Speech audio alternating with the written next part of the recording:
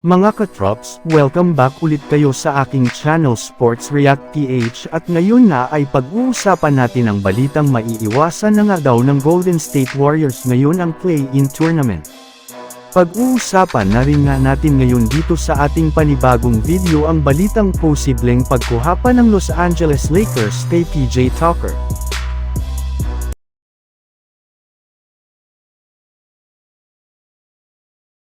Naging successful nga mga katrops, ang ginawang 7-game road trip ng Golden State Warriors matapos sila dito na manalo ng 6 na beses na siya rin naman ngang nagpaangat sa kanilang record na 35 wins at 28 losses bilang ika-top 6 sa standings ng Western Conference. Simula rin naman nga nang makuha ng GSW si Jimmy Butler ay tuluyan na ngang lumakas ang kanilang lineup sa pagkakaroon nila ng 10 wins at 2 losses na record at 9 wins at 1 losses sa tuwing naglalaro ito. Kaya kitang-kita na nga kung gaano kalaki ang inimprove ng team lalo na sa kanilang opensa at depensa. In fact, as of now nga ay sila na ang number 2 team na may pinakamalaking defensive ratings at napaka-unpredictable na rin naman nga ng kanilang opensa since hindi na nga sila masyadong umaasa kay Stephen Curry. Kaya pinapanindigan na nga po ngayon ng Golden State Warriors ang kanilang plano noon na maiwasan ang play-in tournament at dumiretso agad sa playoffs ng Western Conference.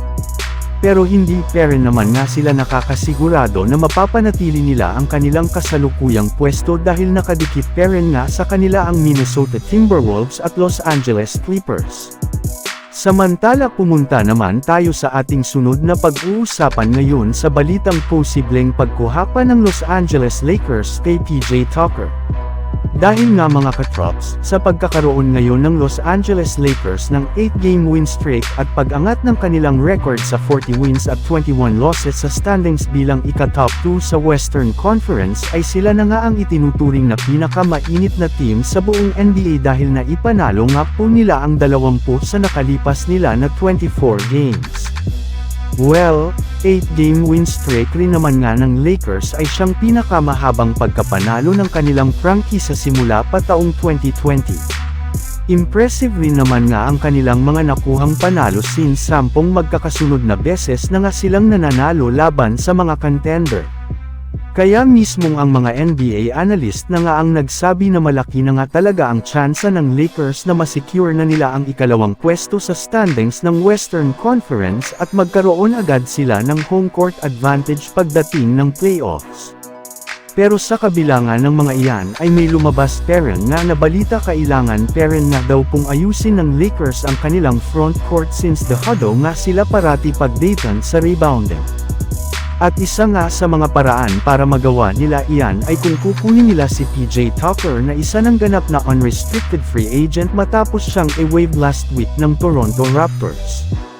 Ngunit paalala ko lang mga katrops, kung sakali man nga nakunin nila ito ay hindi na rin naman nga nila siya magagamit pagdating ng playoff since tapos na ang deadline ng mga players sa buyout market na makapaglaro pa sa postseason. Kaya mukhang malaki pa rin nga ang tsansa na kumuha na lang sila sa kanilang mga two-way players para makumplito ang kanilang lineup.